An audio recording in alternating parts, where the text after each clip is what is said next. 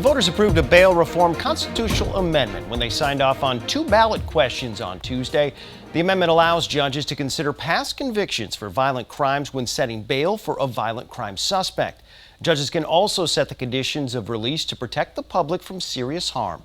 Governor Tony Evers signed a bill Wednesday that clarifies when the amendment will apply. It defines serious harm and violent crime.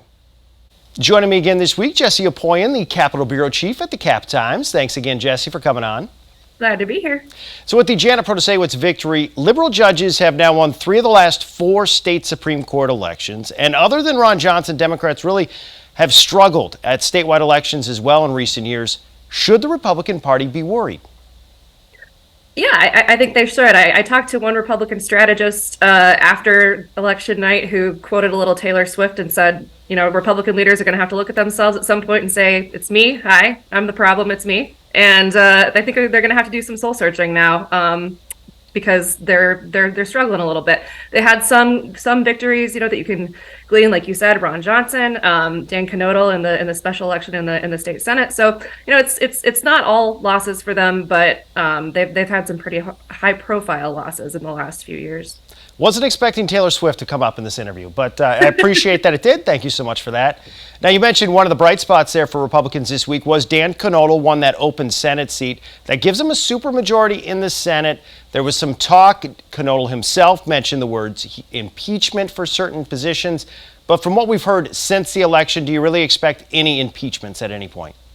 No, I don't think that. I mean, it's certainly something that they can hang over the heads of you know, any Democratic official at this point. But you know, for that to happen, you'd have to have first a simple majority vote in the Assembly, then you'd have to have that conviction trial in the Senate, and it doesn't sound like that's something that anyone in the Senate wants to initiate. It's not something we're hearing the Assembly talk about. It was an interesting point that came up on the campaign trail, but I think Senate leadership, Republican leadership, is kind of backing away from that one. There was also an advisory question about welfare on the ballot this week. And basically, people were asked, should people have to be seeking employment to get jobless benefits? It passed with close to 80% of the vote, big number there.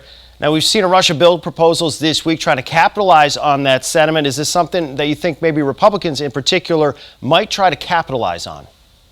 I do. You know, this is something that came up quite a bit during the pandemic with the you know, just the number of federally funded public assistance and public benefits that were coming through. So it was popular for Republicans then to talk about. I think it will continue to be popular for them to talk about. There's already quite a bit of existing law in this regard. And as you know, as we know that measure on the ballot was non-binding, but I do think that's something we're going to continue to see Republicans try to find new ways to introduce legislation on that.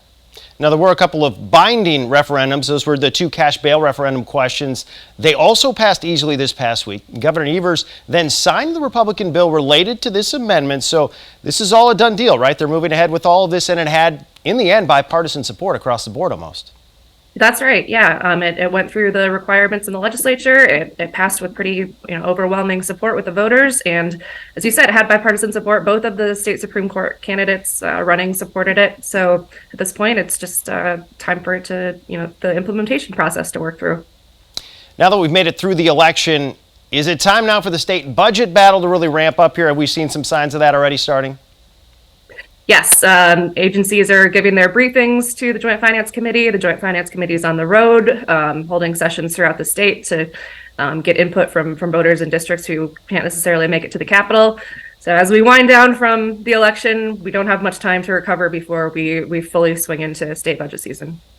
Well, we heard from some of the other people that are involved in that budget writing process that this was going to be similar to the last time we went through this.